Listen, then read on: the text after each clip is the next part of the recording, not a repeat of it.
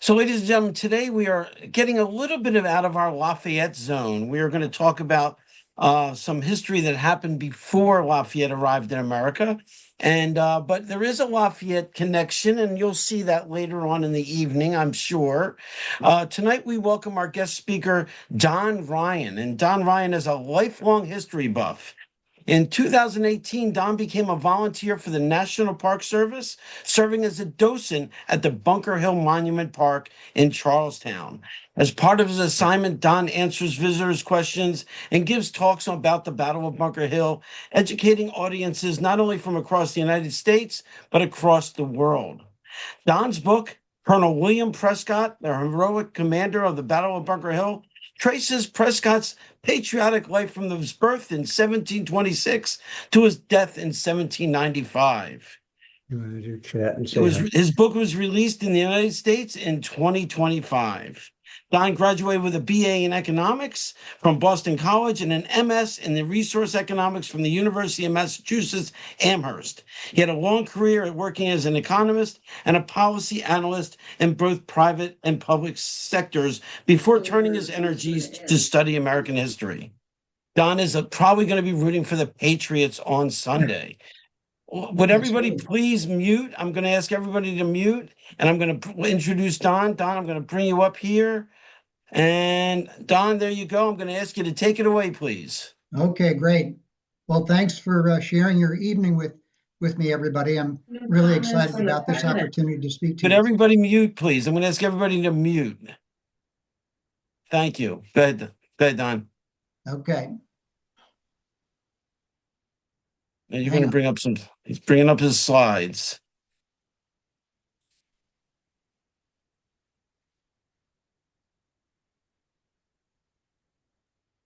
Okay, there we are. Everybody can see that, I hope? No.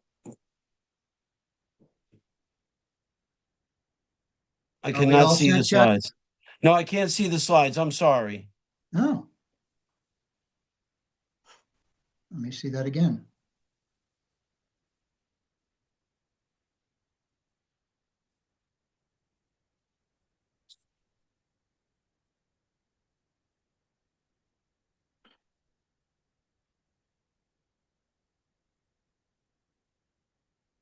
How about then? Yes, perfect. Thank you. That's perfect. Okay, thank you. Great. Fantastic. Well, as I said, I'm very pleased to be speaking with you tonight. We're in the midst of a great period for people who love history, particularly American Revolutionary War history. In this past year, we've had the 250th anniversary of the fighting at Lexington and Concord, which really kicked off the Revolutionary War.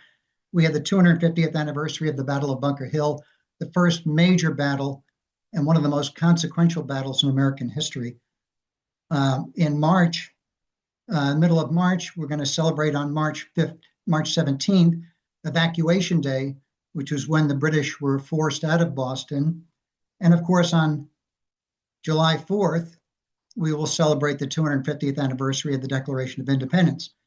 Now, wedged in between those endpoints, a little less than 3 weeks from now, on February 20th, we'll celebrate the 300th anniversary of the birth of Colonel William Prescott, who will be the main subject of my talk tonight, as well as the Battle of Bunker Hill and why that battle was so important and what was accomplished in the war, what those times tell us about today. Now, what's interesting is that the Battle of Bunker Hill was not a planned event. Dr. Joseph Warren, who's depicted here on the upper right, was the president of the provincial government at the time of the battle. He was also a leading physician in town. He had pretty much inoculated the citizens of Boston against smallpox. He was very beloved. He was the head of the committees of safety and correspondence. He was called by some of the British generals the greatest incendiary in Boston at the time, which is pretty remarkable considering we had Sam Adams and John Hancock and others.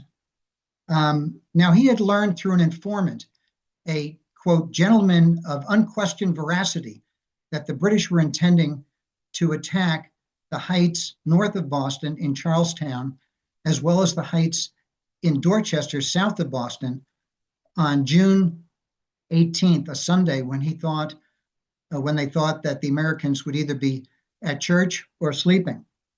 And Warren consulted with a number of associates, including Major General Artemus Ward, who's depicted on the lower left here, who was in charge of all the New England troops at the time, what they were going to do about this information. And ultimately, they decided they were going to defend both heights.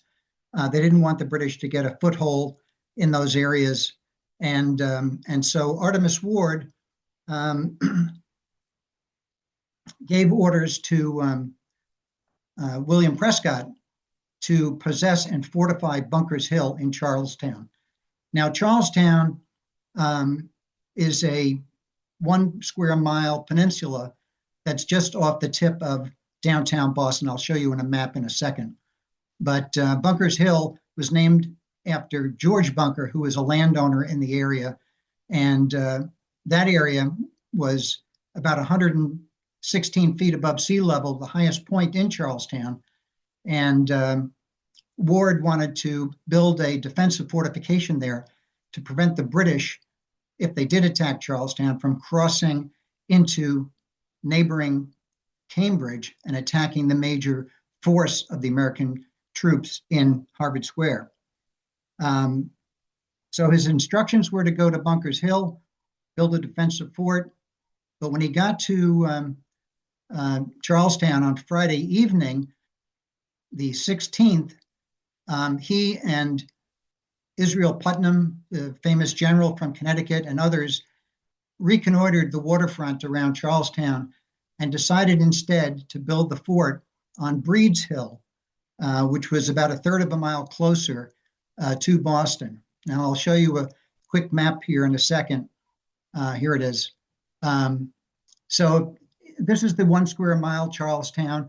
I wanted to orient some of you to this because you may not be from the Boston area, and I'll be talking about various aspects of this land. So if we start in the upper left-hand corner, you see I've got an arrow pointed to a sliver of land called Charlestown Neck, and that's what connects Charlestown to Cambridge.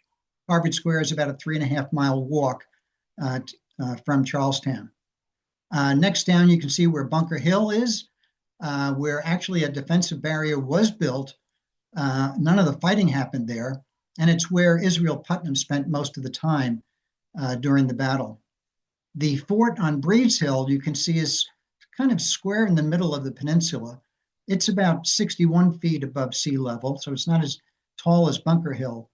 But from that point, you could look across the Charles River into the bottom part of the map, Boston's Copp's Hill, which many of you might know as the north end of Boston, a very heavy Italian section of Boston that has dozens and dozens of great restaurants. Charlestown Village, you can see, had about a little over 200 buildings at the time. It was one of the most populated areas of Boston. On the right side, I've got an arrow to where some of the British warships were, who were in the Charles River. There were 7 of them at the time. Further up on that side of the map, you can see Morton's Point, which is where the British will eventually land when they decide to come over and fight the Americans on Saturday the 17th. That's where they land and take a little rest before they're going to begin their assault. And the last piece I wanted to show you here was the stone wall and rail fence area, which is on the north side of Charlestown. You can see that's in the Mystic River. And this is where some of the hottest fighting is going to occur. And it's where the Americans made a tremendous stand and prevented the British from getting behind the redoubt on Breed's Hill and cutting them off from Cambridge. Now, let me go back a slide here to talk about William Prescott. So William Prescott was a 4th generation American. He was born in Groton, Massachusetts, which is about 30 or 40 miles outside of downtown Boston. He was born on February 20th, as I said, 1726. He was the fourth of 7 children. The Prescotts had come to America fairly early. His great-grandfather, John Prescott, arrived in Boston in 1640, about 10 years after the town was founded. And it wasn't long before he moved out of the town of Watertown out to what was then considered the frontier of central Massachusetts. He was looking to increase his fortunes out there, and he was involved in a business deal that brought him out there. And eventually, he ended up founding the town of Lancaster, Massachusetts. He became a farmer, a blacksmith, a miller. He was very active in the militia and civic government in central Mass. His descendants populated the towns of Groton, Sudbury, and Concord, if you're familiar with those areas. William Prescott ended up fighting in King George's War in the 1740s and the French and Indian War in the 1750s, and acquitted himself so well that the British offered him a commission in the British Army. Now, he ended up turning that down, deciding instead to go back to his farm in Groton and Pepperell, the town of Pepperell, which broke out from Groton in the 1770s. William Prescott married Abigail Hale of Sutton, Massachusetts, another central Massachusetts town. They only had one child, which was very unusual at the time because 95% of the population were farmers, and farmers needed laborers to take care of the farm and bring in the crops, etc. But they only had one child, William Jr., who went on to become a very renowned jurist in the state. His grandson, William Hickling Prescott, became a world-renowned historian, and his papers were left to the Massachusetts Historical Society. And many of the items that I found about the Prescott's background were found in those documents in the Mass Historical Society. Prescott himself, following the tradition of his ancestors, not only was a farmer, but he was a blacksmith. He was very active in the militias. In fact, he ended up running the militias in Pepperell, Groton, and Hollis, New Hampshire. And he held virtually every civic position in the town of Pepperell over his lifetime. So he was a very active man concerned specifically about his town and then his state. He was less active at a national level, but he was very active at a local level. Now, on the opposing side, if we want to call them that, I wanted to just point out some of these individuals. So in the upper left, we have military governor Thomas Gage, who had been assigned by King George to come to the colony in May of 1774 to put down what was a growing insurrection at the time. Now, Gage was an aristocrat. He had fought in the French and Indian War. Actually, he fought alongside a young Virginia squire by the name of George Washington. He ended up marrying a wealthy woman, Margaret Kemble from New Jersey. He married a Jersey girl. So he couldn't have been all that bad. On the upper right and in the other boxes below, there are 3 generals that came over from England in May of 1775 on the ship, the Cerberus, which is kind of ironic. The Cerberus was named after the 3-headed dog that guards the underworld. And I thought it was a very appropriate name for the ship that they would come over on. William Howe was considered the finest light infantry commander in the British Army. The king had personally asked him to come over. He didn't want to come. He said he didn't have any quarrel with the Americans, but the king was persistent and he finally came. To the lower left, we have General Henry Clinton, who would also participate in the battle. He had actually grown up, part of his youth was spent in New York City, where his father was the royal governor of the colony of New York. And in the lower right, I have General John Burgoyne, Gentleman John, who was not involved in the battle. He observed it from Copp's Hill there in the north end. He was sort of a haughty type, he referred to the three of them as the triumvirate of reputation, and that they were there to finish the job that General Thomas Gage couldn't do. Now, he will end up suffering, that is Burgoyne, General Burgoyne will end up suffering an ignominious fate later on in the war, and I'll mention it briefly when we get to that part. Now, the first salvos of the Battle of Bunker Hill were fired at about 4:30 in the morning on Saturday, June 17th, when the HMS Lively, one of the 7 British warships that were in the harbor, opened up their cannons and started firing up towards Breed's Hill, where the Americans were building their redoubt. Soon other ships in the harbor started firing their cannons as well. But luckily for the Americans, the British couldn't elevate their cannons high enough to have any of the cannonballs hit the fort that was being built there. So the cannonballs were falling short on the slopes of Breed's Hill, and other than scaring the daylights out of the American laborers who were up there building the fort, they didn't cause any physical damage until one cannonball that came in at a lower trajectory skipped across the ground like a stone across a pond and popped up and decapitated Asa Pollard, a 35-year-old militiaman from the town of Billerica. William Prescott happened to be standing so close to him at the time that he reported later that the poor fellow's brains and blood matter splattered on his coat. Now, the other Americans who were nearby asked Prescott if they could stop the work they were doing so that they could do a proper burial for their friend and neighbor.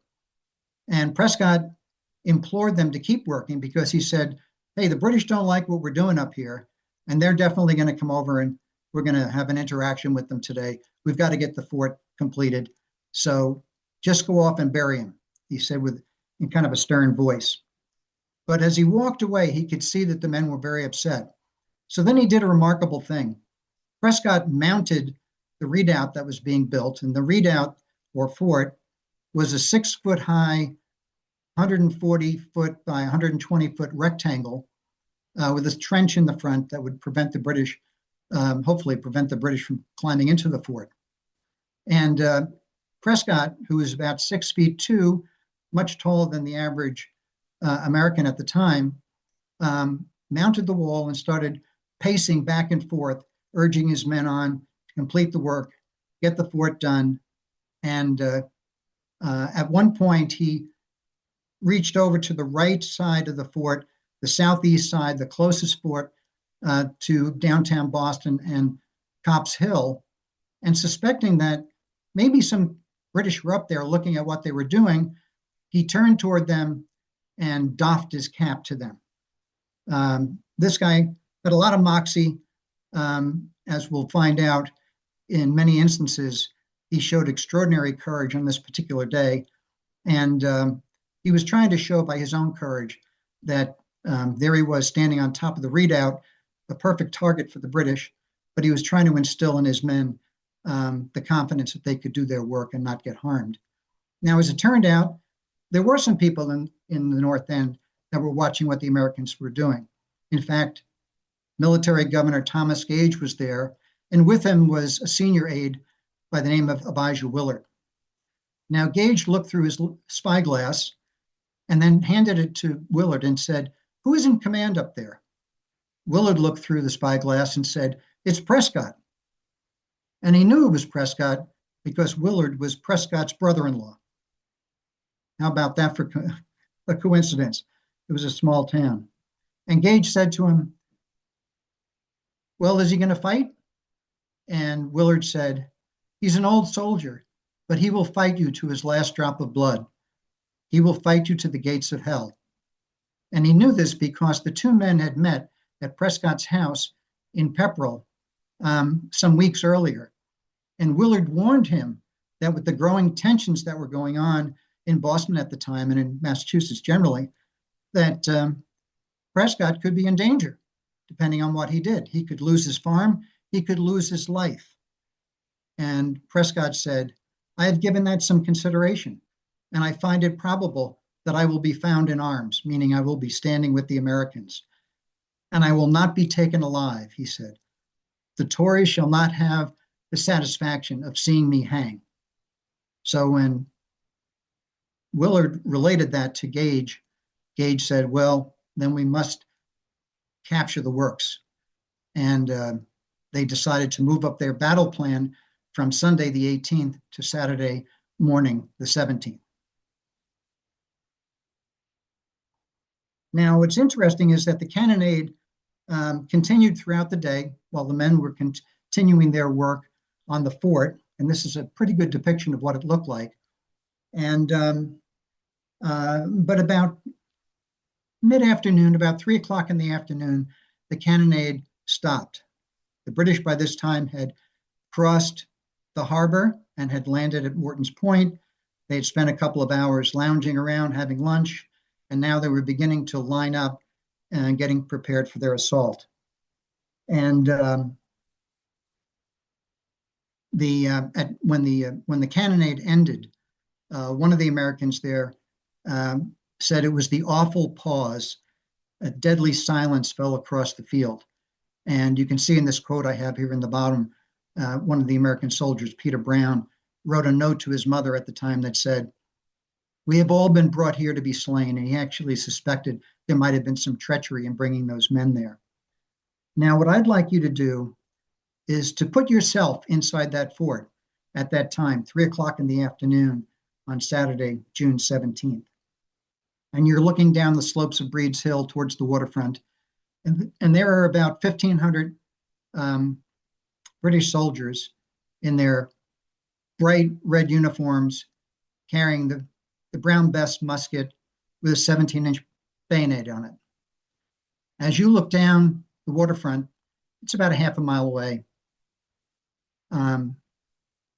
You have to understand that you have probably never shot your weapon at another human being or been shot at. So what made the men stay? They were clearly outled, outtrained, outnumbered, and outgunned. Now, the British expected that the Americans would not stand and fight. Their experience in the French and Indian War was that the Americans were really not great soldiers. And so they were very confident they'd be able to capture the redoubt and force the Americans off the peninsula. But against all these odds, the Americans did stay and took a stand, and they ended up changing history. So what were they fighting for? Why were they there and taking on what was arguably the strongest army in the world? Well, some of them were there for personal reasons. They were protecting their businesses, their homes. Some of them were African Americans, some of them were Native Americans. They were actually fighting for their freedom. But I think the top spot in a list of reasons would be personal liberty. And as Dr. Warren himself said, "The mistress we court is liberty, and it is better that we die than not to obtain her." Self-determination was another reason that the Patriots mentioned as the reason for why they would stand up to the British. They were tired of the divine right of kings and wanted to form their own governments, a government of laws, not men. As Thomas Paine, the author of Common Sense, said, "People ask in America, where is the king? Tell them here, the law is king," he wrote in all capital letters. So Prescott, whether he knew it or not, was carrying on his shoulders the hopes and dreams of those who opposed tyranny. He had displayed admirable characteristics of integrity and compassion, generosity, diligence, and he was noted for his leadership and his bravery. One of his soldiers said, he was a bold man and he gave orders like a bold man. He told the troops that if they obeyed his commands, the British will not take the fort. And he was almost correct in that. When some of the troops wanted to leave, and many of them did after they had been up all night building the fort, Prescott urged them to stay, saying the men who built the fort are the best able to defend the fort, which is why the soldiers from his regiment in Groton, Pepperell, and Hollis had some of the highest rates of casualties in the battle. Charles Francis Adams, who was the grandson of John Adams and the son of John Quincy Adams, said the Americans had chanced on the right man in the right place, and it was one chance in 1,000. That's how people thought of him. And one of his other soldiers, David Howe, wrote in his diary, "If it were not for Prescott, there would have been no fight." So he deserves a lot of the credit for what turned out to be one of the most consequential battles in our history. Now, as I mentioned earlier, General Howe, who was going to be the field commander for this battle, he had very little regard for the Americans. He thought they would very quickly decide to abandon the fort once his troops started toward them. In fact, he vowed to knock the rabble off the hill, he told General Gage. And in this depiction, I wanted to show you this because normally when you attack a elevated fortified position, you would come up in column formation. But you can see here that the way they arrayed themselves, they were in what's called line formations. They were across the field. It was a brazen act, an arrogant act on the behalf of William Howe, and a very confident one in his mind that the fight would be over very quickly. Now, before the battle had started, shortly before it started, some additional troops were able to come over and support Prescott, who had been sending messages back to Harvard Square, where the balance of the American troops were, looking for support. And New Hampshire troops, about 200 initially, and probably another 400 eventually, would turn up at the battle under the command of John Stark, who was a colonel and a very fierce fighter, had fought in the French and Indian War as well. And he would have a major impact on the outcome of the battle, John Stark. And Joseph Warren himself, who, when he heard that the British were lining up to have a battle in Charlestown, he happened to be in Harvard Square at the time, recovering from a migraine headache. He decided to also travel to the battlefield to bolster the defense. And when he got there, he reported to William Prescott, who offered command to Warren, because 3 days before the battle, Joseph Warren, Dr. Joseph Warren, was named Major General of the New England troops. Now, Warren ended up turning down Prescott's offer to take command, saying, "I would much rather follow the instructions with someone with more experience, but give me a musket. I want to fight." And Prescott was hard pressed to do that. Warren was, after all, the president of the Massachusetts colony. He was only 34 years old at the time. And he and Putnam from Connecticut urged him to leave the battlefield, saying, "You're too important to the colony to be here and put yourself in danger." But he ended up staying. Now at 3 o'clock, the British started their attack. And William Howe had a twofold plan. On the left flank, about half the soldiers under the command of Robert Piggott were to advance directly upon the redoubt, but they were meant to be a diversion. The other half of the British troops were going to go up the Mystic River side of Charlestown and try to circle behind the fort and capture the fort. Now, what's interesting is when Howe made that battle plan, John Stark and his troops weren't there yet. So he thought the alley was going to be open for him at the time. But Stark had arrived, reported to Prescott, told him that he was in danger of being surrounded on the Mystic River side. And so Prescott said, "Well, take your troops, go down to the river and do what you need to do." So they did go down there. There were also about 300 Connecticut troops there, and they built a fortification, a stone wall and a rail fence. Remember, I pointed that out on the map some slides ago. And that's where they arrayed their men.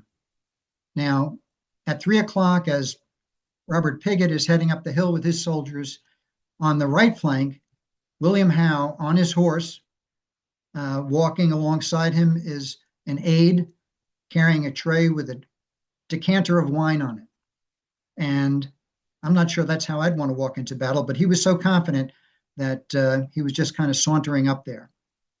Now, the Americans had, particularly Prescott and Stark, as veterans of the French Indian War, knew that because musketry was very inaccurate, you had to wait until the enemy was fairly close in order to have any effect.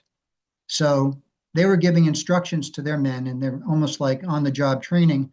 They were saying, listen, you're in elevated ground. You're likely to be shooting too high over the soldiers' heads. So aim low, aim for their waistbands and below. And look for the officers in the nicer uniforms, the brighter uniforms. We want to pick off the officers, which was a controversial order because in those days, officers were pretty much off base. The regulars did all the fighting while the officers stood to the side. But here, the Americans were saying, look for the officers. And of course, the famous phrase, don't fire until you see the whites of their eyes, which has been attributed to William Prescott, Israel Putnam, and I suspect even John Stark. Historians are not convinced anybody actually uttered those exact words, but the point was that they all knew that they had to wait until the British were close in order to have any effect on the battle. Now, in each case, with Piggott's men and Howe's men getting close, the Americans waited until the British were within 50 yards of the redoubt and the rail fence before they gave their orders to fire. And there was a devastating volley sent down that really decimated the British troops, particularly those along the rail fence and stone wall, where the Welsh Fusiliers, one of the elite band of troops, suffered 90% casualties. The Grenadiers, another highly trained and effective force, suffered 75% casualties, which was really unheard of in those days. You never saw casualty figures that high. They forced the British back down the hill. The British reordered themselves, came up for a second assault, and basically suffered the same consequence on the second assault. In fact, William Howe could not believe that the Americans had rebuffed his troops, and afterward he said it was a moment he had never felt before. He couldn't believe that his troops weren't able to break through the fortifications that the Americans had. Now, on the third assault and the final assault, the British decided to focus on the redoubt itself, not the rail fence, where the fighting was very fierce. Howe, after the battle, had said in all of his career, he had never experienced a hotter fight than at the rail fence. So he decided to avoid that area and take advantage of a gap between the rail fence and the redoubt where his soldiers could at least get to the side of the fort without having to fight against Stark's men and Thomas Knowlton from Connecticut. Now, at this point, the Americans, who were not really planning for a big battle, as I said early on, were pretty much out of ammunition. And after a scattering of fire on the third assault, the British were finally able to climb into the fort, and it became hand-to-hand combat. Now, true to his word, Prescott was still in the fort himself. He was battling the British soldiers, parrying the thrusts of their bayonets with his short sword. His coat was being ripped asunder by the bayonets, but miraculously, he was not wounded, captured, or killed. In fact, as the battle wound down, and the battle lasted about 2 hours, Prescott could see that there was no sense in trying to continue the fight. And so he waved his sword over his head. It's a signal for retreat.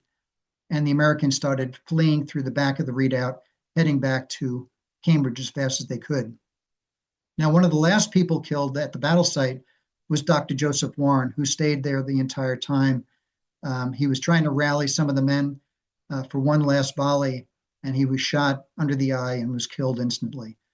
When British General William Howe found out the news, he said killing Warren was worth 500 men. That's how much respect he had. Now, Prescott ends up making it all the way back to Harvard Square, a 3.5-mile walk. Probably took him a little, maybe about an hour. He reports to Ward and says, I stayed as long as I could. I did everything in my power, but we ran out of ammunition. But he said to Ward, but if you give me 1,000 men, muskets and bayonets, I will go back and retake the hill, even if I perish in the effort. That's how all in he was in fighting against the British in this particular day. A remarkable statement. Now, as it turned out, the Battle of Bunker Hill was actually the bloodiest battle of the Revolutionary War. There were more casualties, combined casualties, British and American, in this fight, which, as I said, was only about a 2-hour-long fight, than any other battle. The British suffered 1,054 casualties, which was about 45% of the 2,400 men that they put into the battle. And remember, I said earlier how Prescott and others had urged the Americans to aim for the officers. Roughly 15% of all the officers that would be killed in the 8 years of the Revolutionary War were actually killed at Bunker Hill, which really decimated the officer corps. All 12 of Howe's officers were casualties in this fight. Henry Clinton said afterward, a dear-bought victory, another such would have ruined us. Now, the Americans, they suffered almost 450 casualties themselves, which has been estimated to be about 30% of the men that they had put into the battle.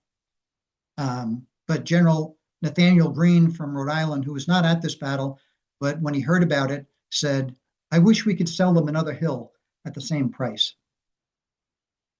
Here are some additional reactions to the Battle of Bunker Hill. William Howe, the Americans fought more like devils than men. He was so surprised by what had occurred. Thomas Gage said, the rebels are not the despicable rabble too many have supposed them to be. And Israel Putnam, the 57-year-old general from Connecticut, said, I have never seen such a carnage of the human race. I mean, there were literally hundreds and hundreds of bodies dead or dying on the battlefield in a very short period of time.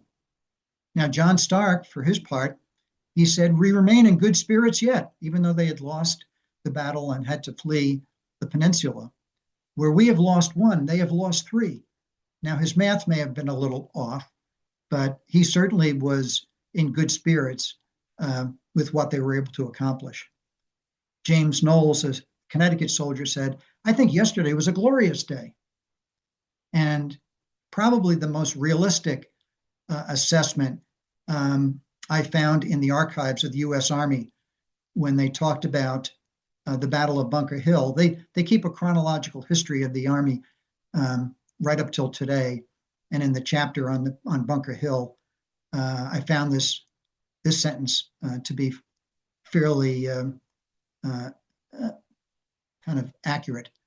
A tale of great blunders heroically redeemed. And they talk about all the mistakes that were made really on both sides in this fight, but how heroically the American soldiers fought. So what is the importance of Bunker Hill? Why did we build a monument to a battle that we lost? Well, the Americans demonstrated their resolve and their willingness to fight. They showed the British that the war would be difficult, drawn out, and costly. It affected how the British fought the war. Never again would they attack an elevated, fortified position. Gage himself actually wrote to the king after the battle and said, it's going to take many tens of thousands of troops to put down this rebellion, which kind of shocked not only the king and Parliament, who didn't accept his assessment. In fact, they relieved him of command and gave it to William Howe afterward. But another important ramification of the fight was that it further united the colonies. George Washington himself was on his way up from Philadelphia to Boston when a messenger heading in the other direction told him about the fight in Charlestown, to which Washington said, "The liberties of America were now safe. The British would not win the war," which was a remarkable comment when you think about it, because at that point, Washington didn't even have an army. He was going up to New England to take over the troops there and start to build an army. But what if General Howe was correct? What if the Americans had fled, or worse, had been annihilated? I think that would have delayed, if not derailed entirely, the American drive for independence. I think the citizenry might have said, you know what, why don't we just pay for the tea that we unceremoniously had dumped into the harbor in December of 1773 that caused the harbor to be shut down and for the intolerable acts to be enacted. Why don't we just go back to the way we were living before all this began? There wasn't really a unified feeling about independence anyway. There are some estimates that maybe 20% of the citizens in Boston and almost 50% of the citizens in New York were loyalists and were quite willing to stay connected to the crown. But contrary to expectations, the Americans did end up staying and fight, and through their courage, as I mentioned earlier, changed history. Now, Prescott didn't stop being an involved patriot after the Battle of Bunker Hill. In fact, he joined the new Continental Army under George Washington, marched with his regiments down to New York City to defend the city. They had learned that Howe, who had evacuated Boston, evacuation day, March 17th, 1776, and initially gone to Nova Scotia, they had learned through informants that the British were intending to attack New York and take over the harbor there. And so Washington led his army, this fledgling army at the time, down to New York City, and Prescott went with him. Now, I put this picture up here to show you kind of the precariousness with which Prescott spent his time in New York. What I'm showing you there is the island of Manhattan, and on the left is the Hudson River, and on the right is the East River. And then you'll see at the opening of the East River there, a plot of land. That's Governor's Island. That's where the royal governors used to live, when they first populated New York. And that's where poor Prescott was assigned. He's obviously in a very vulnerable position there. In fact, I ended up going there a couple of summers ago to get the perspective that he would have had. The British brought about 40,000 troops to New York to quell the rebellion. And also in the harbor and around Staten Island were over 400 British ships. And they were at will sailing up and down the East River, up the Hudson River, and around Governor's Island. And I took a ferry boat out there a couple of summers ago, took this picture just to get the perspective that Prescott would have had looking towards lower Manhattan and, sitting at the mercy of British cannon. British cannonballs have been found well into the early 1900s on Governor's Island. Now, in late August, Washington is forced to evacuate his headquarters in Brooklyn. That's a famous story that could be told another day. And Prescott was the last to depart his post as the American troops were fleeing lower Manhattan and Brooklyn and heading up into Harlem Heights. Prescott had several thousand troops on Governor's Island. They boarded boats and sailed back to lower Manhattan and were able to get evacuated before they suffered any casualties. Prescott and his men stay in New York until Washington is forced to evacuate the city, and Prescott ends up retiring, going back to his farm. But he comes out of retirement in the fall of 1777 when Horatio Gates, up in Saratoga, New York, is calling for help because General John Burgoyne, remember him, who didn't fight at Bunker Hill, but had his army of about 6,000 troops come down from Canada in an attempt to cut off the New England states. The plan was for Burgoyne to come down from Canada and Howe to come up from New York and cut off the New England states from the rest of the colonies. But the Americans put up strong resistance. The word went out to get as many militiamen back into action. And so Prescott, who is now 51 years old, came out of retirement, signed up as a private in the Army. And I saw the muster roll at the archives, Massachusetts Archives, where his name is scribbled in, and it says Private William Prescott, and in parentheses it says former colonel. He ended up walking with his troops 140 miles from Prescott, central Massachusetts, to Saratoga. He didn't get there in time to fight in the major battles, Freeman's Farm and Bemis Heights, but he was there in the siege when Burgoyne was forced to surrender his entire army to Horatio Gates. It was the first time that the British Army had ever surrendered on the field of battle. And Prescott was there to attend the surrender ceremony. In fact, the lower right-hand picture there is another famous portrait drawn by John Trumbull, a famous artist from Connecticut, The Surrender of General Burgoyne. This and one of his other paintings is actually in the U.S. Capitol Rotunda. And this is Burgoyne handing his sword to General Gates. And to the right of Gates, holding a musket, that's William Prescott, and along with Daniel Morgan, the rifleman from Virginia, who was there also during the battle. This is a picture I took of the surrender site. It's fairly simple. It overlooks the Hudson River, and it was pretty cool to be there and imagine what it was like in the fall of 1777 as the war took a turning point in the Americans' favor. In the fall of 1786, about a dozen years later, or 10 years later, Prescott also came out of retirement to oppose the rebels during Shays' Rebellion, an anti-tax revolt in Massachusetts that was threatening to really rip apart the government in Massachusetts. He rode, uninvited, he rode from Pepperell about 25 miles down to Concord, where about 300 armed insurrectionists were planning to shut down the courts there.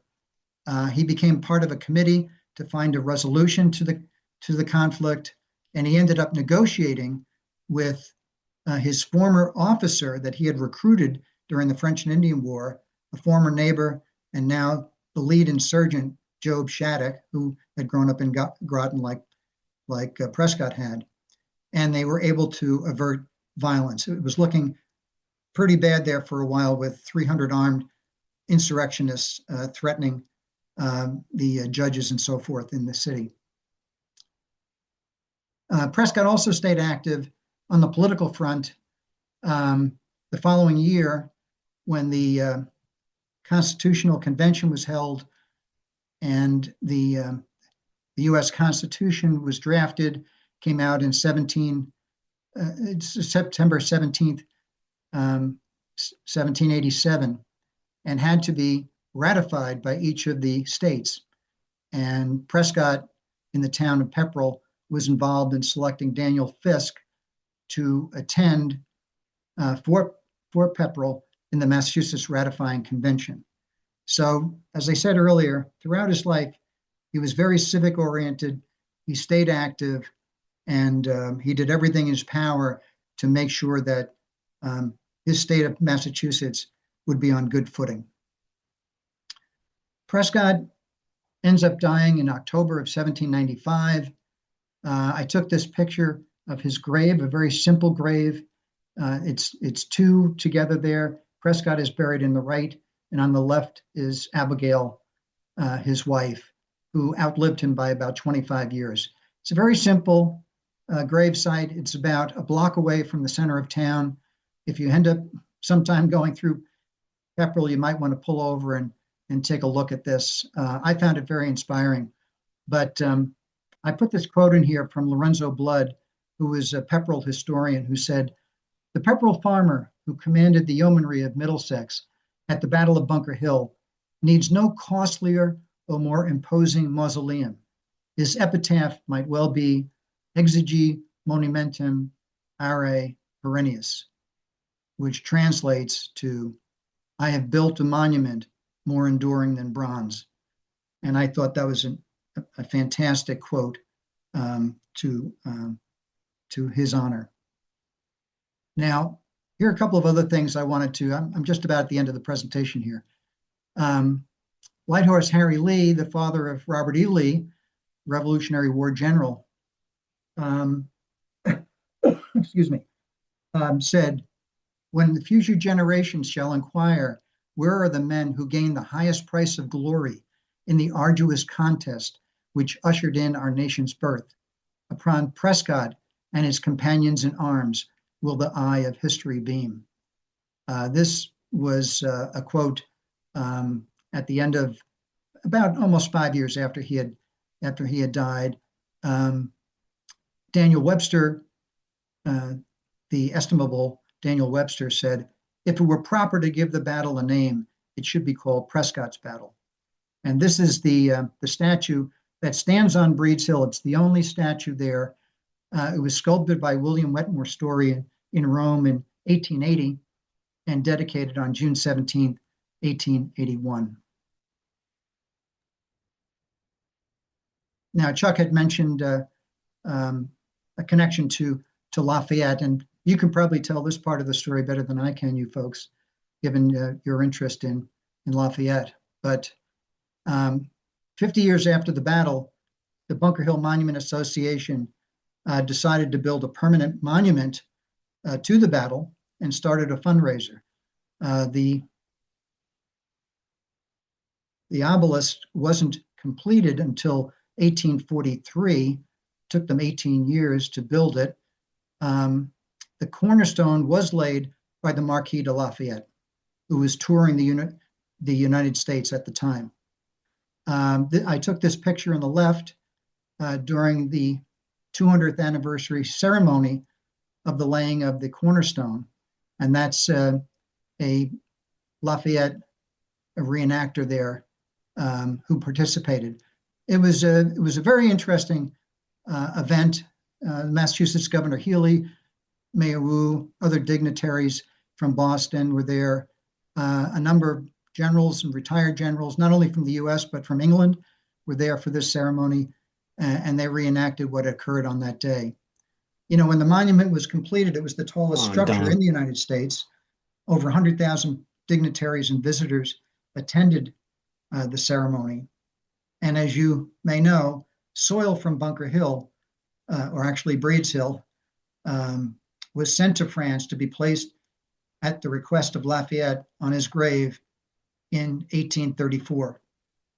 And an additional hogshead of soil was sent again in the early 2000s.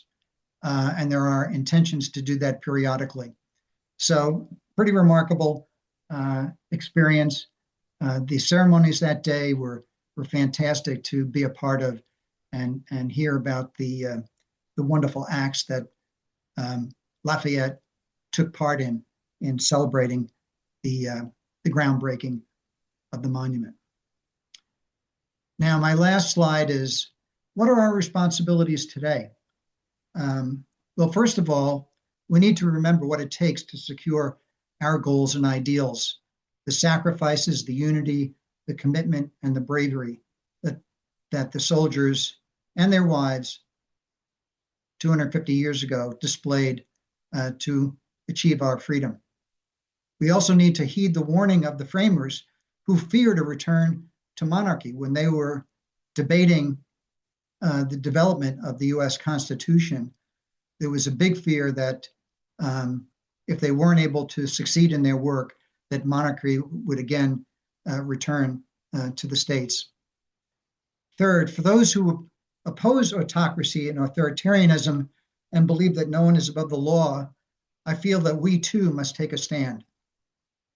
And finally, I'll end with this quote from Thomas Paine, who said, "The cause of America is the cause of mankind," essentially elevating the American Revolution to a higher, more universal aim. So I think it would be good for us to contemplate that as we reflect on today's United States and where our country is headed and what that means for us, our descendants, our country, and the world. Thank you very much for your time. I'm happy to answer any questions you might have. I want you to show your book slide, please, so they can see your book. Oh, yes. How could I forget? Thank you. So, There you go, ladies and gentlemen. There's the book, Colonel William Prescott. It's available on Amazon and wherever great books are sold. And I'm sure Don will be very appreciative if we were to buy the book. Don, will you take your slides down so we can sure. keep moving forward here? And then I'm going to remove your spotlight. Yeah. Okay.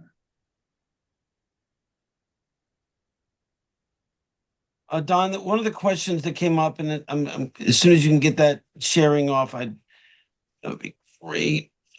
One of the questions is if somebody wants to buy a signed book. If somebody wants to buy a signed book, just email the American Friends of Lafayette at gmail.com, and then Don and I will work that out, okay? Yeah, that would be fine. I have been selling books personally.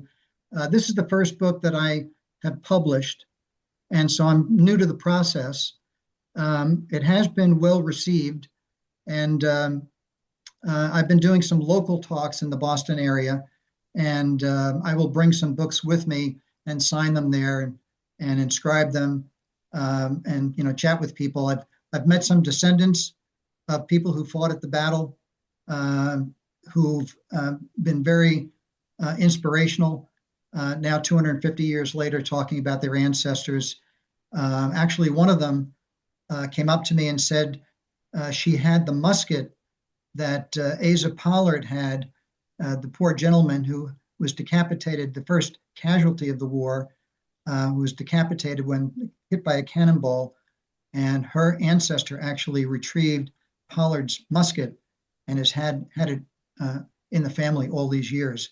She's deciding to dedicate it to the Bunker Hill Museum right across the street from the monument. Thank you, But Don. we'll do whatever you can. The book has been out for a little over 6 months. And as I said, I'm very pleased with the feedback that I've gotten from various historians and other people who've read it. Thank you, sir. All right, we're an hour in. I don't want to really, we don't have a lot of time for questions, but I do want to, if anybody has a significant question, I want to make sure we get a chance to talk about it. I know there was some chat about the famous saying about don't fire until you see the whites of their eyes. One of the questions was, would you agree that Putnam would have not uttered that sentence because he was not in front of Breed's Hill? Do you understand that question at all? Or maybe Robert can ask that question better than I can, because I'm reading your chat here, Robert. Yeah, no, it's a very good question. And I've actually had an interaction with one of Putnam's ancestors who believes that he was really more the hero of the Battle of Bunker Hill. The research that I did basically said that no one's really sure what was said. People weren't taking down notes when that went on, but that they probably said something like that. Supposedly, John Stark said, "Don't fire until you see the whites of their gaiters." And the term itself, "Don't fire until you see the whites of their eyes," actually goes back 100 years prior to the battle, and in a war that was being fought in Europe at the time. As I said, muskets were very inaccurate, beyond 50 yards. It was hard to hit a target.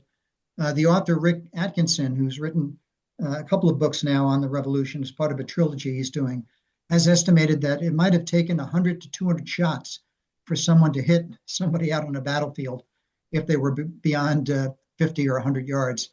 So the musket was a very devastating weapon. It fired a 69 caliber bullet at 1,000 feet per second. So if you were hit, you were likely to either die instantly or bleed out. It could stop a charging horse, but it was hard to hit a target unless you were very close. So next to the monument and the Prescott statue on Breed's Hill, there is a plaque that attributes the saying to William Prescott. Okay, then I have in your opinion, this is from Ted and Anne Marie Romans. In your opinion, why is Prescott not as well known as other American patriots? Oh, yeah, that's a great question. I mean, I was surprised when I got into this research at all that he had done. I mean, you think about it, how many people were part of the Battle of Bunker Hill, the Battle of New York, Battle of Saratoga, Shays' Rebellion, and the ratification of the U.S. Constitution. He was like Zelig, you know, he seemed to be everywhere all these important things were happening. But like a lot of people in history, they kind of fade away over the years. You know, Ken Burns did his great Civil War series and talked about Joshua Lawrence Chamberlain, if any of you had seen that, who was a key person in the Battle of Gettysburg and Little Round Top. And he was kind of forgotten to history as well. You know, we remember the names of the battle. We might remember a famous general, but oftentimes some of these other folks who had such a key role have just been lost in time. And I actually got into this project because I thought that was very unfair for him, and I wanted to try to revive his fame. I initially wanted to just write an article about Prescott, but in interacting with Nathaniel Philbrick and John Furling and some others, historians who've written about this area, they said, you're right, not enough has been written about Prescott and how important he was. So that's why I continued the work and was lucky enough to have the work published. Thank you, Don. Now, Don, the reason you're with us today is because our president, Alan Hoffman, recommended that you do a presentation with us today. And our president, Alan Hoffman, was with us today, and he has a question for you. Oh, great. Yeah, it's more of a comment than a question, right? I want to tell people how much I enjoyed the book and that I learned a lot. And there's another Lafayette connection that I'm not sure that Donald is completely aware of, but Donald tells the story of Caleb Stark being John Stark's son, who was a kid who came to the battle. And John Stark, he was told during the battle while he was defending the fence that his son had been killed. And his response was, "Why do you tell me that now? I'm busy." You know, but in any event, he wasn't killed, and he went on to serve in the Continental Army pretty much for the duration, as I understand it, and he retired as a major. So it's 1825. Lafayette is in Pembroke, New Hampshire, on his way to Concord, and the first thing he does when he gets to Pembroke, it was late at night, was to go see Caleb Stark and spend time with him. And the other thing I learned, I'm not sure I learned this from Donald, that Caleb Stark, but maybe it's in the book, was at the Bunker Hill dedication. So he obviously saw Lafayette there. But he was against the building of the monument because he felt that we should take care of our veterans. We shouldn't spend that type of money building such a monument. So I just add that to the record. And thank you, Don, for your nice presentation. And we will see Don on May 20th in Boston at the Massachusetts Lafayette Society, where he will. Thank you, Alan. Thank you very much. And by the way, that picture you had, Don, of the commemoration of the Bunker Hill Monument, the Lafayette interpreter there was none other than Mark Schneider, and Mark Schneider is in attendance with us tonight. So that comes full circle for you, Don. So that gentleman that played Lafayette happens to be watching your presentation as we speak. Oh my, that's interesting. Yeah, we shared a stage on June 17th this year, and I really enjoyed his his talk as well. Good. Yeah, he's a wonderful orator. You were running out of time, guys. I have some more questions, but it is 8:36. I promised to keep these things under an hour, so we're bleeding into other past that. So I think we're going to call it a night. With that being said, I want to give a round of applause to Don. Thank you very much, Don. We really appreciate you. Everybody here is going to buy your book, Don. I promise. I won't let you down. And if you guys want, please email me and I'll make sure you get a signed copy of the book at AmericanFriendsOfLafayette@gmail.com. Thank you very much, folks. We'll see you Thank you. February Thank you, 12th everyone. at I 7:30. appreciate it. Thank you.